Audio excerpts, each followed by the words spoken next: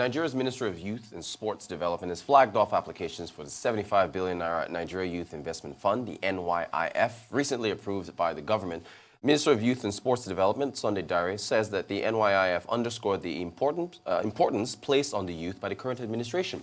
The fund, which is an initiative of the Federal Ministry of Youth and Sports Development and funded by the Central Bank of Nigeria, will be spread over a 3-year period to cater to youth-owned businesses and investment needs. Joining me to discuss this initiative in relation to the fund is, of course, public policy analyst Ugo Aliogo. Ugo, good morning to you. Welcome. How much sensitization is currently out there for Nigerian youth on this initiative, and how easy or cumbersome is the process? I think there's not much. Desensitization may be very, very low, especially with the current crisis at hand. So people are not interested in maybe the Nigerian investment fund because of the issue at hand. So the sensitization could be very low. And if government wants to really push the sensitization, I think first is to address the issue of the NSAS, address the issue, this crisis at hand first before talking about this. Because if you bring up this, they may not be interested. And the initiative is meant for them. They may not be interested. They will see it as one of the ways to probably divert their attention from the protest or try to scuffle their effort in achieving justice in the issue of NSAS. So if you look at things, the sensitization is very, very low. Thank you for that. Well, that makes a lot of sense. Let's discuss the fund itself. Yes. What are the merits? Does it satisfy the prevalent needs of the Nigerian youth adequately?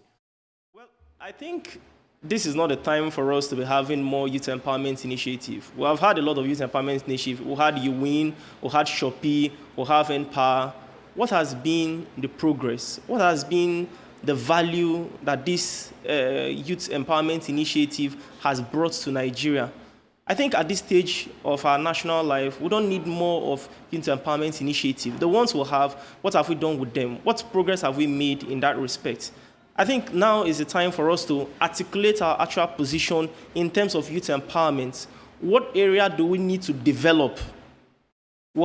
Is it in the area of science and technology? Is it in the area of agro-allied value chain? Is it in the area of entertainment? What area of our national life do we need to develop in line with international best practice, in line with things that are trending? Do we want to go into technology startup? Technology startup is the new oil, is the new economic mainstay in most economy. Recently, Paystack was acquired for $200 million US. What does that tell you? It tells you that there's a lot of potential, there's a lot of opportunities. In 2017, the Google Accelerator program, they picked 6 technology startups from Africa. And from the 6 technology startups they picked from Africa, Nigeria had 4 technology startups. It tells you that there's a lot of opportunity. What about entertainment? There's a lot of opportunity in that space. So the first is to articulate what's our actual position. Which area, which sector do we want to develop? That's number one. And then we need to redefine our education system, and redefine our university. There's a skill gap between what our universities are producing and what industry requirements actually want. So we need to close that skill gap. We need to redefine our universities to meet industry requirements. We need to be able to understand and deliver value in our education system. So those are the key issues we should be looking at instead of creating new youth empowerment initiative. I give you an instance. After School Graduate Program, AGDC, is an NGO that is into this type of youth empowerment program. In Edo State, in 2019, they organized a training program. And then the training program was focused at developing youth in 3 key areas: solar panel installation, photography, and makeup.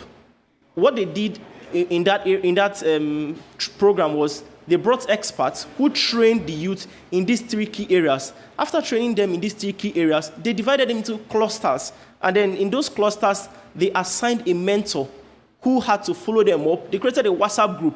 So from that cluster, the youth, some of them developed business proposals. And then when they developed these business proposals, they submitted it to their mentor. Their mentor looked at it and then looked at the viability of those businesses. And then they had to forward it to Bank of Industry, BOI, and then they were able to access credit.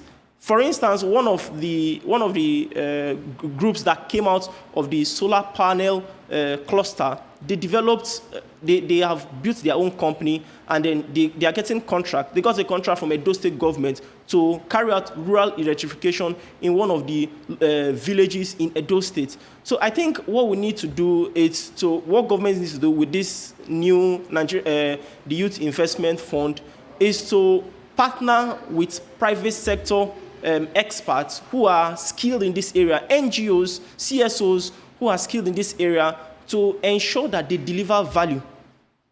Excellent stuff. Very, very, very well explained. But Ugo, if Empower, for instance, to an extent does what you've described, Empower is supposed to train these youth and then place them where they are needed. The argument has been that it's not expansive enough. So would you buy that argument rather than say the government shouldn't be, supporting these programs? Would you buy the argument that there should be the volumes, because there's so many youth? Nigeria has a high population of youth, and some of these programs just are not expansive enough. Would you buy that argument?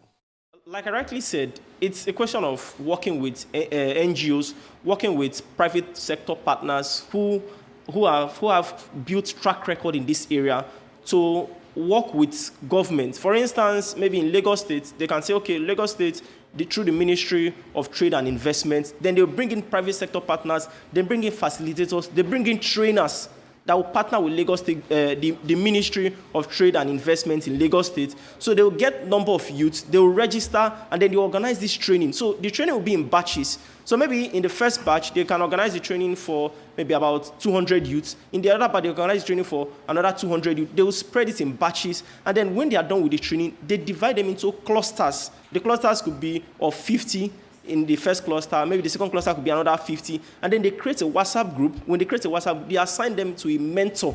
So for them to access the credit facility, they have to develop a business proposal that is viable. And then they have to also tell them, they have to reorient their mindset from being just profit-making to driving economic development. What AGCC did in Edo State was to build the mindset of the youth from just making profits. They tell them, look, you are setting up this business not just to make profit, but to support economic development. MSMEs globally are the key economic drivers. What effort is government making in that area to really support them in terms of training? After training, then you also look at empowering them with the necessary things they need to start up their business. And then you also look at ease of doing business. There's issue of double taxation. There's issue of power. Most of these businesses do not have enough power to drive their businesses. So these are the key issues. These are the gaps that need to be filled. Thank you for that. We've only got about a minute to go, Ugo. Get partner with private sector, train them, get mentors, put them in WhatsApp groups, get the mentors to follow up. It sounds very, very engaging. It also sounds very expensive. Is government capable of maintaining this over the long term? You've got about 30 seconds if you can. It's not so much of fund. What is needed is that when they bring this private sector partner, they bring in those who can also support. There are ways they can use this. There are ways they can spend money that it will not be spending too much. There are ways they can manage these things. So it's for us to devise a mechanism. What mechanism works? We look at the strategies of some of these NGOs. Like I talked about AGDC. They brought in private sector partners. They couldn't bring out all the fund. For instance, ACT Foundation supported AGDC in driving that initiative. Edo State government supported. What did the state government do? They provided the hall, they provided the venues, and then they provided they provided food and other things. And then ACT Foundation provided the funding to drive the initiative. So it's a multifaceted approach that will be needed to drive such efforts. So it's not something that government alone would do. They will bring in partners, and then the partners will bring in value. This is what this partner is contributing, this is what this partner is contributing, and then they'll be able to achieve it. Ugo, thank you so much for talking about that, about the $75 billion naira youth program. We've also got breaking news right before we go. We are getting from the wires here that the Lagos State government has instilled a 24-hour curfew in line with what the Edo State government did just yesterday. Interesting developments as far as the NSARS protests are concerned.